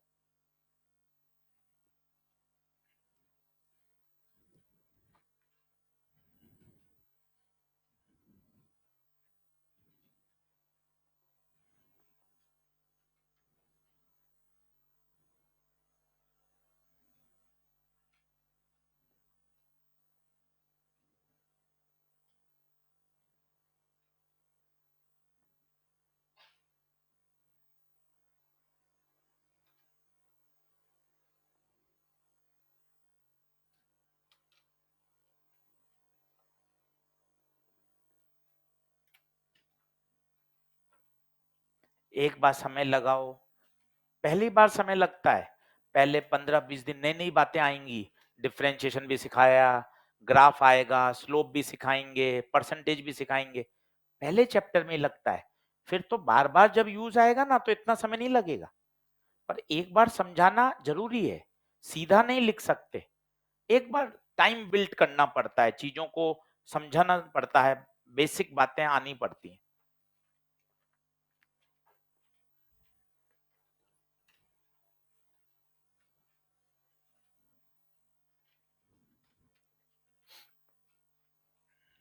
करूं पीछे कर दूं?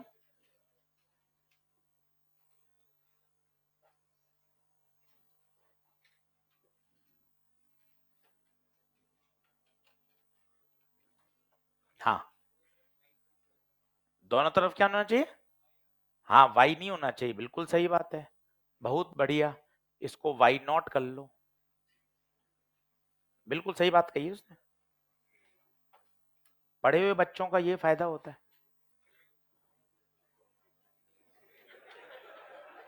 वाई नॉट कर लो,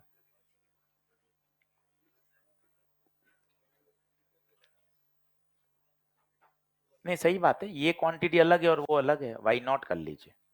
अब ठीक है, चलिए यहाँ percentage change in Y not,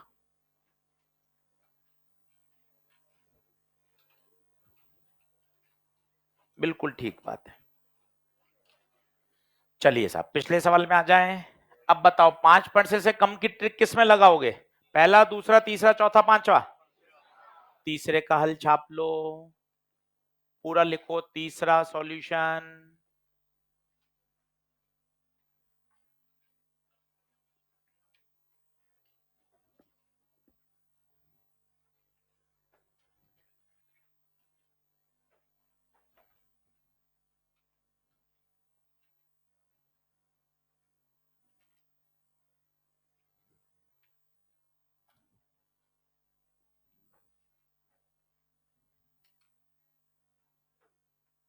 तो लंबाई को 3 गुना बढ़ाया, 3% बढ़ाया, तो रेजिस्टेंस कितना परसेंट बढ़ेगा?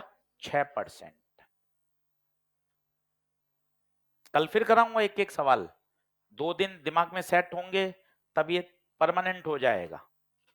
संडे को काफी सारा होमवर्क मिलेगा, संडे को कम से कम टारगेट बनाइए।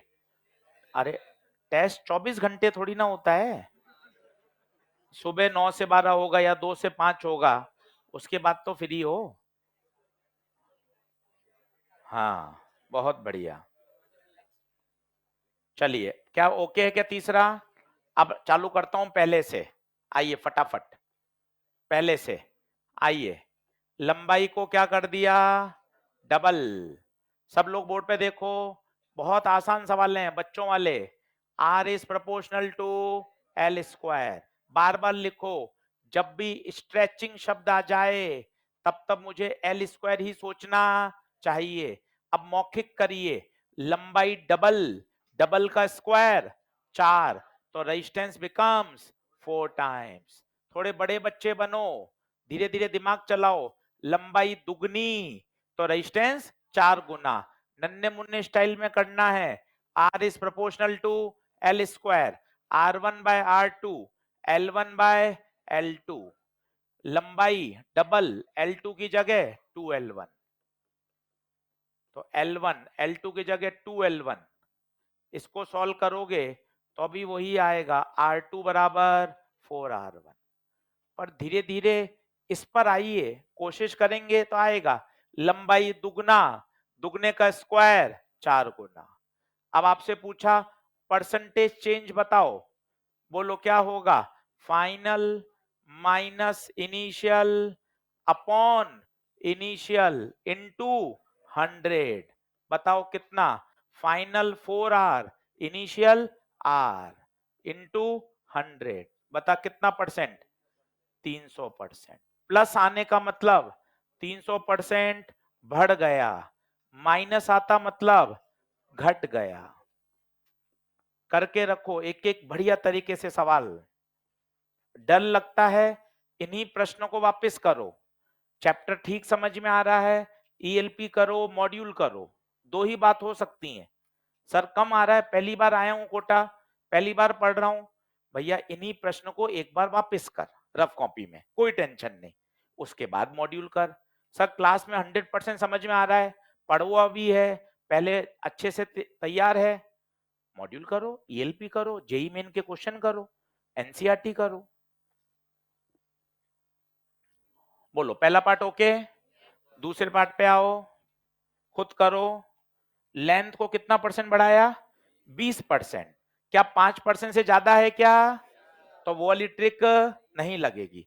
अब 20% वाले में क्या होता है, उसका भी एक तरीका है, वो देखो, ये कहलाता है 5% से ज्यादा, 5% से ज्यादा, तो अगर 5% से ज्यादा है तो एक अच्छा तरीका होता है इनिशियल को 100 मान लो। इनिशियल को क्या मान लो? 100। इतना जल्दी सॉल्व होगा कि आपको मजा आ जाएगा।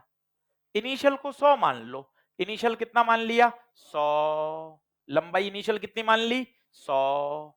अब 20% बढ़ाया तो नई लंबाई बताइए। नई लंबाई 20%, सीधा 20 रुपया जोड़ दो। कितना हो गया? 120। बात को समझिए, अच्छी बात है। इनिशियल क्या मान लो? 100। 20% बढ़ाया 120। 15% कम किया 85। 50% बढ़ाया 150। 5-6 बार करोगे फ्लो में आ जाएगा। अब बताइए नई लंबाई आ गई। अब बताइए R is proportional to L square. तो R1 बाय R2 बराबर L1 बाय L2 का होल स्क्वायर। L1 100, L2 120। ये कटा R1 बटे R2 100 बटे 144। तो R2 comes out to be 144 बटे 100, बोले तो 1.44 R1। ये नया रेजिस्टेंस आ गया। अब बताइए परसेंटेज चेंज चाहिए। परसेंटेज चेंज चाहिए, क्या करूंगा? Final minus initial upon initial. Final 1.44 R, initial R, initial R into 100। तो 1.44 में से 1 जाएगा, 0.44 इंटू 100। आंसर कितना? 44%। अच्छे से करिए। हाँ, कठिन हो सकते हैं पर ऐसा नहीं है कि समझ में नहीं आए। मेहनत करेंगे 2 बार तो हो भी जाएगा।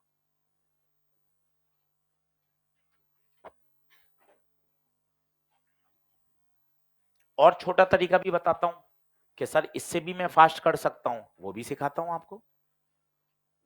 पर ये सब मेथड कब आएंगे? जब आप 2-2, 3-3 बार इनको रफ कॉपी में करोगे, तब आप इतना क्विक सोच पाओगे। इसी का एक तरीका और देखें।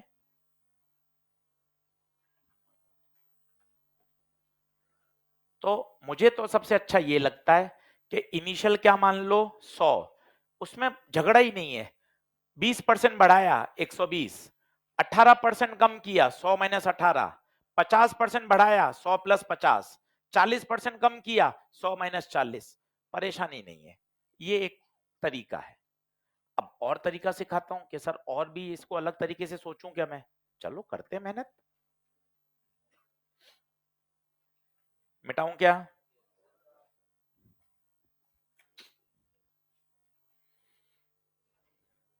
जैसे इसी का दूसरा तरीका आप देखना आपको कौन सा अच्छा लग रहा है, पर मैं चाहता हूं समझिए और खुद निर्णय लीजिए। 20% बढ़ाया लंबाई। चलो अब देखना मैं क्या लिख रहा हूं, देखना। इनिशियल लेंथ मैंने मानी L, फाइनल क्या 1.2L होगी क्या? सोच के देखिए। 20% का मतलब 0.2 होता है।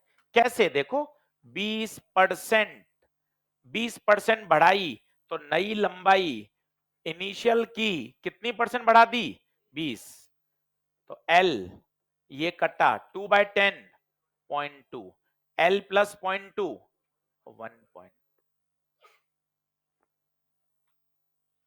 100 से करिए, मुझे कोई दिक्कत नहीं है। मैं तो ये खोलना चाहता हूं दिमाग की कोशिकाएं कि यार दिमाग सोचना सीखे। आज कठिन लग रहा है, 10 दिन बाद आसान लगेगा।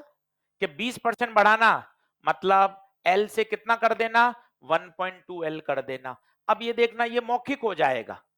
R is proportional to L square. तो बताओ R L नहीं 1.22L, 1.2L। अब आप खुद देखो कितना हो गया? 1.44। 1.44 हो गया, सीधा आंसर आया कितना? देखिए वही आ रहा है 1.4। आपको वो अच्छा लगे वो करिए, आपको ये अच्छा लग रहा है, ये करिए, दोनों एक ही हैं, कुछ ऐसा रॉकेट साइंस नहीं है।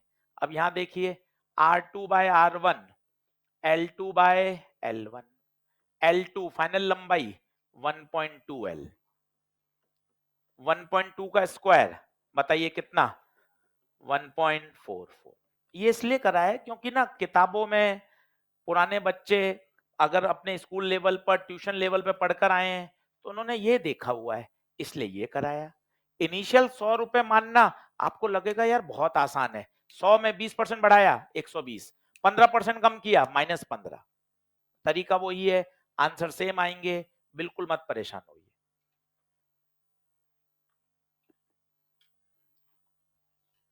देख लें, अब बाकी के सारे पार्ट करिए, बाकी के सारे करिए। पहला हो गया क्या, पहला पहला हो गया, दूसरा, तीसरा, चौथा खुद करो, चौथा खुद करो। पहला निर्णय 5% से कम या ज्यादा, दूसरा निर्णय ज्यादा हो तो इनिशियल को क्या मानो 100, सबसे बेस्ट एवर तरीका है, खुद करके देखो एक बार।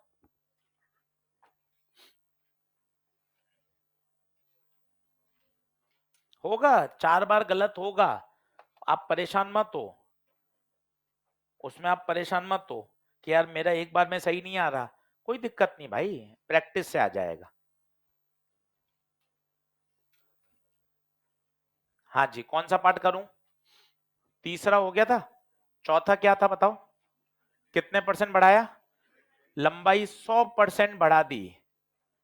चलो कौन सा सही लगा, इनिशियल को 100 रुपए मान लूं क्या, वो ज्यादा अच्छा लगता है मुझे तो। देखो आओ बोर्ड पे देखो, इनिशियल 100 और 100% ही बढ़ा दिया, तो 100 + 100 200।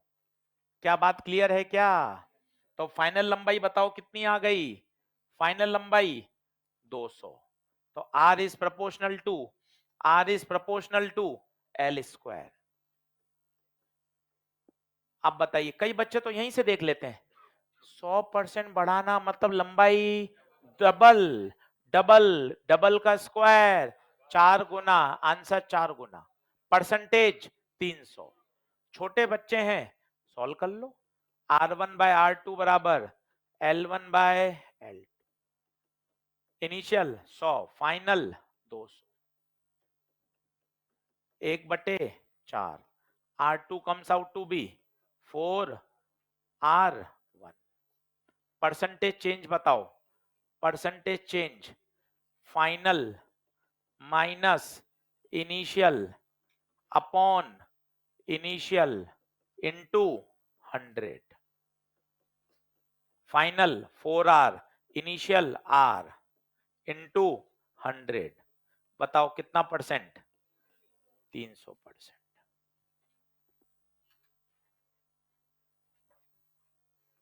बोलो क्लियर है क्या, पांचवा खुद कर सकते हैं, करिए, 2 मिनट लीजिए तसल्ली से, पेन चलाओ, गलत होगा, कोई टेंशन मत लो गलत की, पेन चलाओ।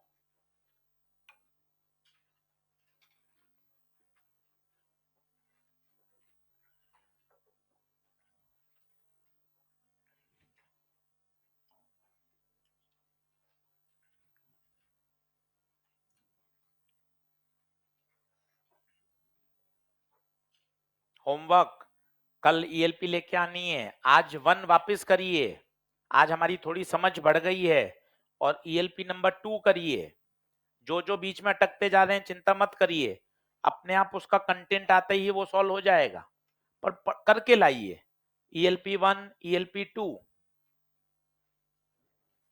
जो अटक रहे हैं उसका अपने आप सही समय पर कंटेंट आ जाएगा कॉपी में, बढ़ते चलिए बस, ईएलपी 1, ईएलपी 2, हाँ भाई n टाइम्स बढ़ाया, n टाइम्स बढ़ाया, बताओ अगर लंबाई n टाइम्स लंबाई बढ़ा दी तो बताइए, सीधा फॉर्मूला बताइए, R is proportional to L², कोशिश करो दुगुना करते तो 4 गुना होता, लंबाई को n गुना कर दिया तो रेजिस्टेंस n स्क्वायर गुना हो जाएगा। सबसे फेमस लगा लीजिए नीट पी वाई क्यू, बहुत पूछा जाता है। लंबाई n गुना रेजिस्टेंस n स्क्वायर गुना। 3 बार नीट में रिपीट हुआ है। लंबाई l गुना रेजिस्टेंस n स्क्वायर गुना परसेंटेज चेंज, कोई रॉकेट साइंस नहीं, final minus initial upon initial into 100। Final बोल n square R initial R R common लेके काट दो, n स्क्वायर माइनस 1 इंटू 100। खत्म। सुपर स्टार लगा के रखिए इस पूरे सवाल को जिसके 5 पार्ट थे। खुद रफ कॉपी में वापस करिए, हर तरह का सवाल आ गया इसमें। 5% से ज्यादा, 5% से कम, दुगना करना, n गुना करना, 100% बढ़ाना, 30% बढ़ाना, 3% बढ़ाना, सब कवर हो गया इसमें।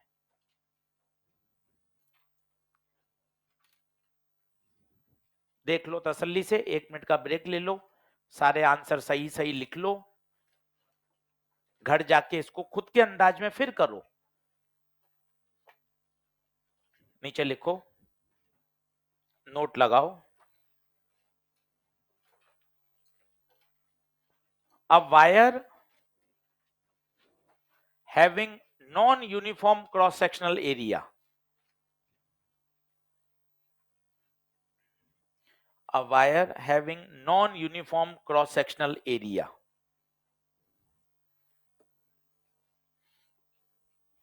रुकना है क्या? लिख लिया सभी ने? बराबर आ गए क्या? ठीक है। A wire having non-uniform cross-sectional area. ऐसा कोई वायर है, ऐसा कोई वायर है,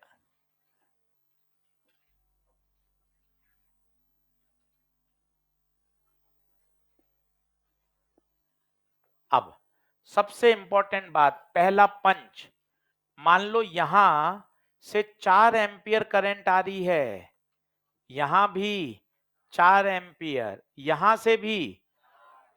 कितनी बेसिक सी बात है, जितना एंटर करेगा उतना ही तो लीव करेगा। 4 का 3 कैसे हो सकता है? इस वायर पे आपने बैटरी लगा दी तो जितना एक एंड से एंटर करेगा उतना ही तो लीव करेगा। ना चार्ज एब्जॉर्ब हो सकता है, ना चार्ज क्रिएट हो सकता है। तो सबसे पहली बात, नॉन यूनिफॉर्म में क्या चीज सेम रहती है? करंट सेम रहता है। पहला पंच, करंट सेम रहेगा। इमेजिन करके देखिए, एक आपने ऐसा वायर लिया जो एक तरफ से पतला एक तरफ से मोटा है, आपने बैटरी लगा दी तो बैटरी से 4 एम्पियर करंट सप्लाई हो रही है, तो वापस 4 एम्पियर करंट ही तो एंटर होगी। करंट सेम रहेगी, करंट सेम रहेगी। पहला पंच, बस इसके बाद तो सवाल खत्म है। वो कहता है बताओ करंट डेंसिटी के क्या हाल है? बताओ। J बराबर I बटे A, I सेम, तो J is inversely proportional to A। जिसका एरिया कम, जिसका एरिया कम वहां J ज्यादा। यहां एरिया कम है तो J ज्यादा। तो पहला उत्तर आ गया, JA is greater than JB। तसल्ली से देखिए, बहुत पॉपुलर क्वेश्चन। फिर वो कहता है भैया ड्रिफ्ट का क्या करोगे? याद करो कल आपको सिखाया था, अगर आई सेम होता है तो आई बराबर क्या लगाना चाहिए? NaEVD, कल बताया था, याद करो। आई सेम, एक ही वायर में N सेम, E सेम, तो drift velocity is inversely proportional to area. जहां एरिया कम वहां ड्रिफ्ट स्पीड ज्यादा, जहां एरिया कम वहां ड्रिफ्ट स्पीड ज्यादा, तो यहां ड्रिफ्ट स्पीड ज्यादा। तो दूसरा आंसर आ गया, ड्रिफ्ट स्पीड ए पर बी की ड्रिफ्ट स्पीड से ज्यादा होगी। रटिए मत, लॉजिक समझिए। कभी कभार कहता है इलेक्ट्रिक फील्ड पर कमेंट करिए, इलेक्ट्रिक फील्ड पर कमेंट करिए। इलेक्ट्रिक फील्ड पर कमेंट तो बहुत आसान है। ओम्स लॉ, जे बराबर सिग्मा ई, फॉर्मूले के मजे लीजिए। Sigma constant, J is proportional to, जो हाल जे के होंगे वही हाल ई के होंगे, जो जे के हाल वही ई के हाल। तो बताइए, जे ए बड़ा है, ई ए बड़ा होगा। करंट कहां कम ज्यादा होगी? करंट तो सेम रहेगी। ये एक बहुत ही पॉपुलर प्रश्न जो आपको हर जगह दिखाई देता है, बार बार रिपीट होता है। इसका पूरा पोस्टमार्टम करके रख लें। पहला पंच है करंट सेम, बस। फिर तो जे निकाल लो, आई निकाल लो, ड्रिफ्ट निकाल लो, इलेक्ट्रिक फील्ड निकाल लो, जो इच्छा है वो आप निकाल सकते हो। ऊपर 4 उत्तर लिख दिए हैं। कभी करंट डेंसिटी पूछेगा, कभी ड्रिफ्ट पूछेगा, कभी इलेक्ट्रिक फील्ड पूछेगा, कभी करंट पूछेगा। पहला पंच रखिए, करंट क्या रहती है? सेम।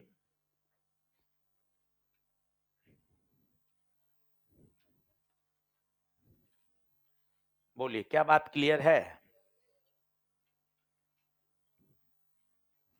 आराम से तसल्ली से लिख लें।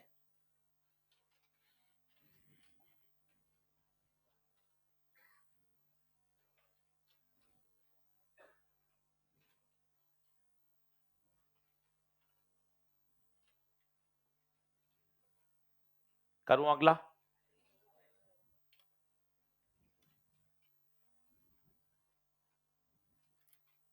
बुकलेट सभी लेकर आए हैं, परमानेंट आदत डाल लें।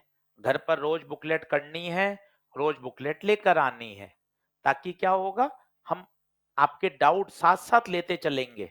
10 दिन बाद डाउट करे उसका कोई बेनिफिट नहीं है। तुरंत तुरंत 2 दिन में सॉल्व हो जाए उसका ज्यादा मजा है। तो आदत में डालें, रोज कॉपी पढ़ के आनी है, रोज होमवर्क करना है, तब आपको 15 दिन में इंप्रूवमेंट दिखेगा। इंप्रूवमेंट केवल क्लास अटेंड करने से नहीं आएगा, रोज पढ़ने से आएगा। तो होमवर्क लिख लें, ईएलपी 1 पूरी, ईएलपी 2 पूरी।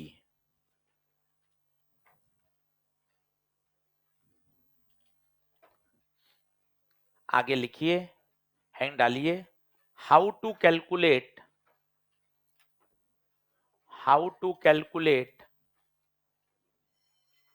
resistance of a conductor, how to calculate resistance of a conductor। Idea दे रहा हूं, पढ़ाऊंगा कल ही, सिर्फ देखिए क्या कहना चाहता हूं। मेरे पास एक कंडक्टर है कुछ इस तरह से,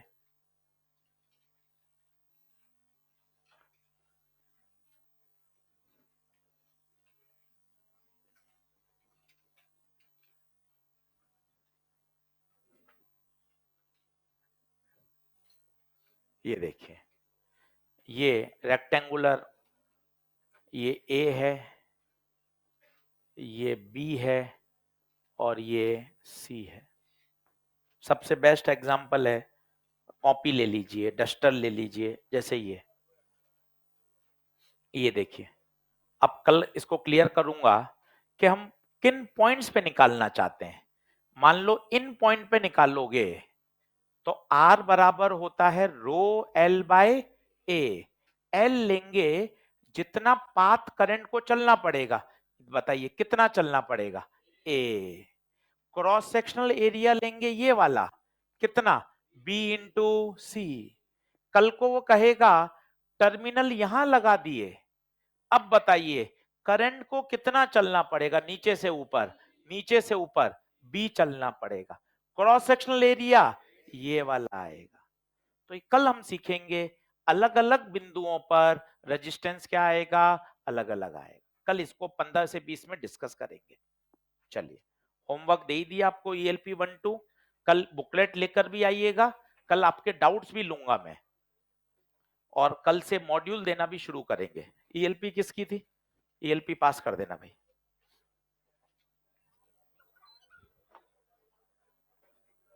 क्या हाल चाल?